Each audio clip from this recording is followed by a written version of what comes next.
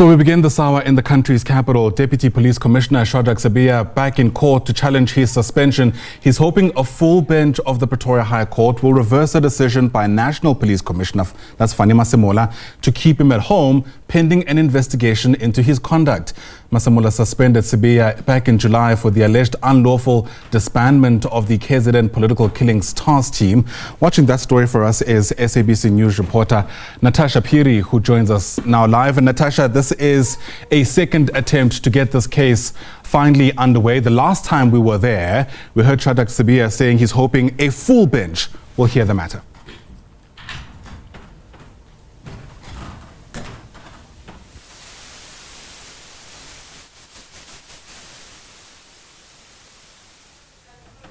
Apologies there. Natasha can hear me, but I don't think we can hear her. So we'll try and reestablish that audio connection for you. But of course, what's taking place today is against the backdrop of extraordinary developments that have unfolded, even in the last 24 hours.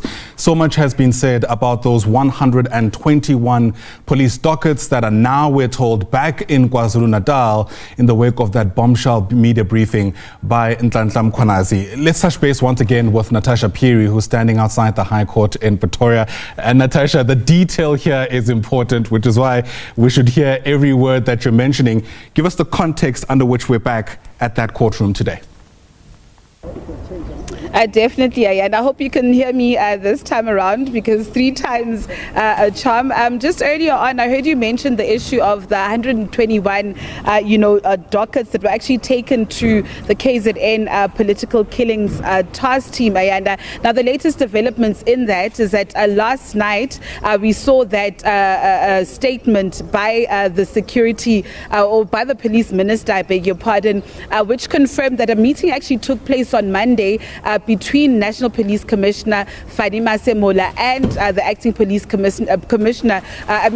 acting police minister, I beg your pardon for that, Feroz Kachalia, and it was agreed between the two gentlemen that these dockets will now be taken to the Madanga Commission. So these are just some of the developments that have been happening, on the sidelines outside of, this case. But on Monday, we also saw the suspended Deputy National Police Commissioner, Lieutenant General Shadrack filing the additional affidavit to bolster the case for his reinstatement. But just joining us right now is a crime expert, Professor Jacob Mufokeng, and he'll just take us through these salient points. Thank you so much for joining us in SABC News, Prof. I think first and foremost, when you look at the additional affidavit there of, General Sibiya, do you think that this bolsters his case, perhaps?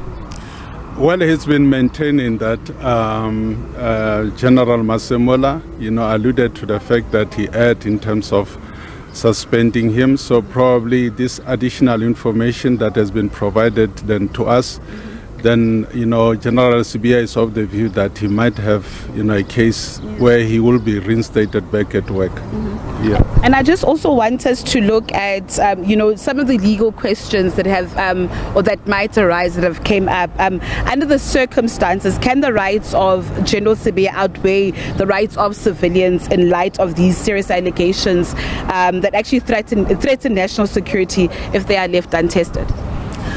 Well, it is very much important that justice needs to be, seen to be done, even to those that are trusted, with the duties of being civil servants.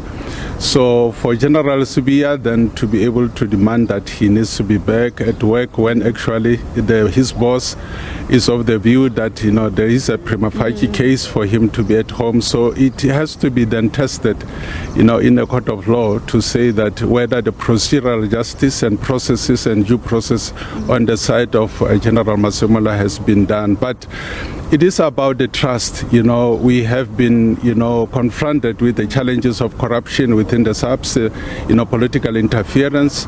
So it was, supposed to be honorable if General Sibiya, should be able to understand the process and, he has not been proven guilty, and it was right for him to say that, well, let me wait and then stay at home so that any kind of procedures has to be followed. But then in this case, then he wants to return back. But then it touches also on the issues of, interference, from his side, as well as what General Masemola indicated, that, he's disobeyed, his instruction when coming to the task. Yeah. Professor Mofokeng, the case of the 121 dockets is a contentious one. When the dockets went to the KZN political task team, we saw the police minister, Feroz Kachalia, was not happy about this issue. Now it turns out that the police minister and the police commissioner had a meeting on Monday, and it was actually agreed that the dockets need to go to the Madlanga Commission. Talk us through the implications of that, but also what else was also agreed was that the police commissioner will support the police minister as well as the work of the commission. I think there has been confusion in terms of the information that is provided to us. The joint statement by the minister as well as the General Masemola is that these dockets will be taken to the commission. Yes. But actually, these dockets are in the KwaZulu-Natal, where investigation has been concluded. The spokesperson for the police indicated that they cannot wait any longer for the dockets to gather dust. But what we see now is a confliction of information that is provided. But what is needed is for these dockets to be where they are currently. And that's in KZN. That is in KZN, and so that cases can be investigated, so that the victims of these particular families that are waiting should really be respected. The rights of the deceased families that have been killed. Remember, we are talking about almost 107 dockets of murder. So these are very serious cases. So, at the time when the commission then will kickstarts, probably then images of these dockets have to be sent to the commission, but not the original documents, because investigation has to continue. Okay.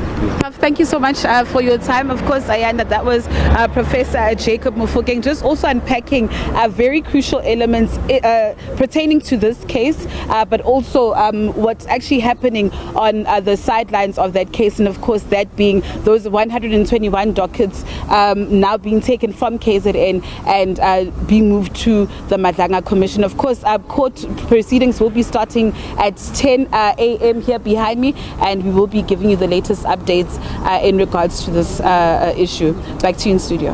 And we certainly look forward to it. Natasha Phiri live to us there from the High Court in Pretoria.